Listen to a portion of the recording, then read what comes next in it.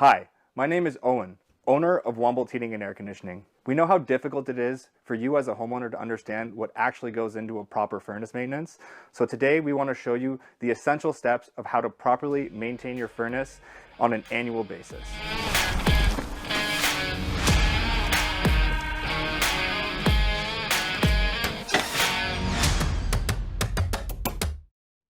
The first step we take is to turn the furnace on at the thermostat to ensure that it actually runs properly prior to getting into our maintenance. Just make sure the burners come on and the blower fan, and then we'll get started on the actual maintenance.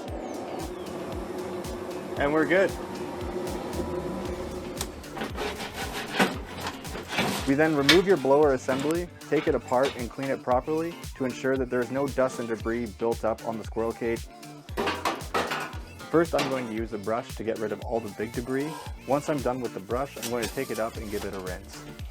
Now you see how dirty a squirrel cage can get. So now what we're going to do is we're going to clean all the leftover debris from the blower assembly itself. We then go inside your furnace to inspect the secondary heat exchanger. We brush off any of the excess dirt and make sure that it's properly clean so there's no restriction for airflow. Now that we've inspected and cleaned the secondary heat exchanger, I'm now going to get all the dust and debris from the bottom of the blower compartment and get it all cleaned up. Now that we've completed that, we're going to move into the burner assembly. At this point, we're going to remove your burner assembly and inspect it to ensure that there's no rusting or pitting for proper combustion. So as you can see, our burners are a little bit rusted. So what I'm going to do is I'm going to take a brush and I'm going to clean it out. It's very important that the carryover ports are clean and free of debris so that your combustion works properly. So now that we've completed inspecting and cleaning the burners, we're going to jump over to the drains. The next step, we're going to remove your condensate trap and ensure the drains are properly clean. We're also going to remove the pressure switch tubing and ensure that there's no buildup or debris inside of those as well for proper operation of the furnace. Next step we're going to do is we're going to inspect the gas valve. We're going to adjust the pressures on the gas valve on both low fire and high fire.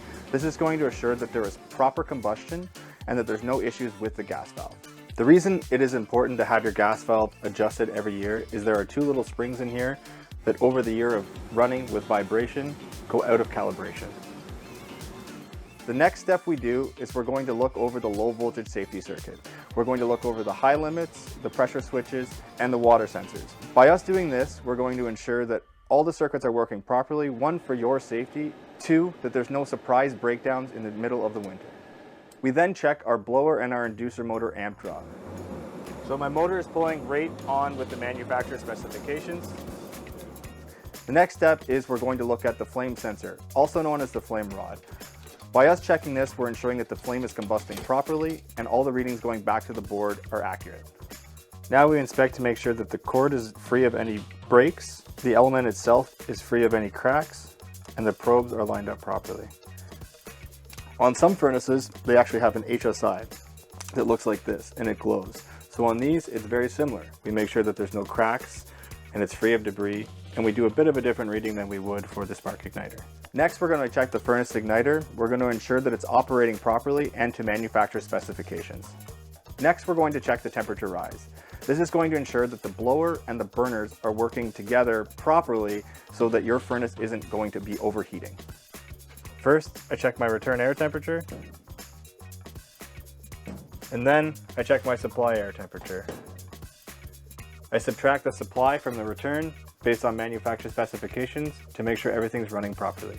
The final test we do is the combustion analysis test. It also allows us to check the furnace is burning properly and not creating too much CO inside of the airstream to ensure that there is no carbon monoxide coming out of the heat exchanger that your carbon monoxide detectors may not be picking up. Last but not least, we make sure the furnace filter is clean, and if not, we replace it.